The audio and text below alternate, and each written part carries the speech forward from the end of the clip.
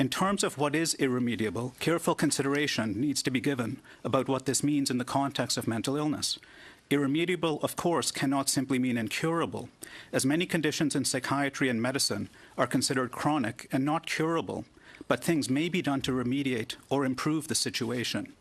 Multiple treatment options exist, typically, for even the most severe instances of mental illness, where symptoms and suffering may be treated and reduced, even if not cured.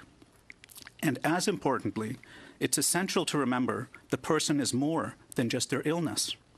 Psychosocial factors play an enormous role in a person's illness experience, particularly so in many mental illnesses. For example, if you take an overly narrow view of assessing irremediable only in the context of potential symptom improvement through biomedical treatments in severe depression, you ignore potentially remediating or improving the person's experience by addressing key factors like social isolation or poverty. I am a minister in a church. I have done many funerals of people who have died with and from mental illness. If their deaths were all preventable, if nothing is irremediable or refractory, where's the gap? This is a genuine question. If you were saying virtually nothing is irremediable, yet I know of dozens and dozens of people who have died with and from mental illness, where is the gap? Why have they died? If it was possible, where have you failed, or where have we failed? So there are many facets to that question, actually, because in some cases, if the person has committed suicide, as I was mentioning, it often reflects that they haven't actually had access to psychiatric care. It's not to say all suicide is preventable. Many of them that I know have actually, three of them have been in hospital, in care, and have had committed suicide under the watch of a physician who is a psychiatrist.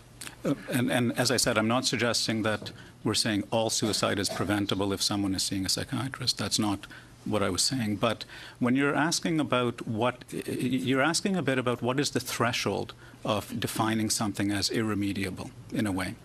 And I don't know if that's a question for the profession to answer or society to answer. In some ways, there are concepts in law that talk about probability.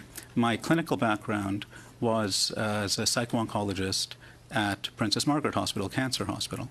And even with patients with cancer, you can anticipate what the outcome may be, but you don't know 100% for sure in many cases. So at what threshold do we say something is completely irremediable or not? That's what we're asking you for, because we are, no, that's exactly what we're asking. I think I'm not going to get an answer.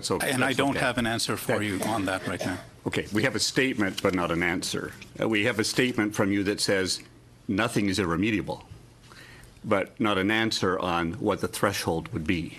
Actually, we were not saying that nothing is irremediable. That's not what we said. Okay. If I may, you said that we should not conflate two important terms, the irremedial, which is the test in Carter, and treatment-resistant depression.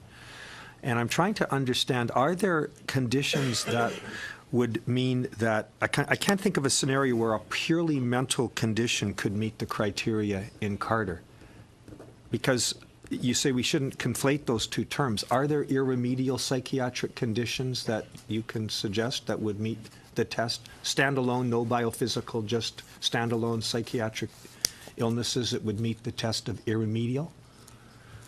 So, again, as I mentioned, in the vast majority of cases, even in the most severe situations, something can be done to attempt to ameliorate. Failing all of that, is it conceivable that there could be an illness that's irremediable? That would have to be assessed honestly on a case-by-case basis. What we're suggesting is that the process, the thinking process behind why the patient is making this request, that needs to be teased apart very carefully, because their perception of something being irremediable may actually not be irremediable.